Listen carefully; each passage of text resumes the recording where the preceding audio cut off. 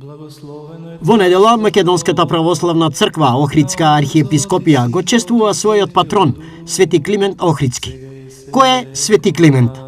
Близок соработник на браќата Свети Кирил и Методи, словенски просветители и учители, учествувал активно во создавањето и како на глаголицата и на проповедта на светите браќа во словенските земји. По смртта на Свети Кирил и Методи, Светиот Климент Охридски доаѓа во Охрид, каде што го востановува својот универзитет, каде што според преданието и пишаните документи се вели дека оспособил повеќе од 3500 ученици. Именно тој се дал на преведување на Светото писмо, Евангелието и на сите богослужбени и литургиски книги од грчки на црковнословенски јазик.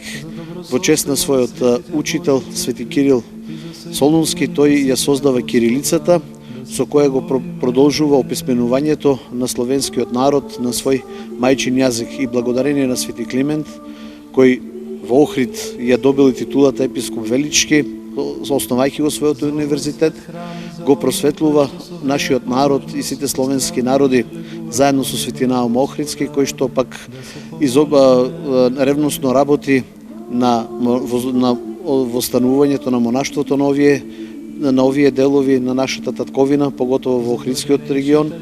Свети Климент со право е наречен, како и нашата Света православна црква и нашата татковина го смета за заштитник и на градот Охрид, и на Македонската православна црква, но и на целата наша татковина Република Македонија.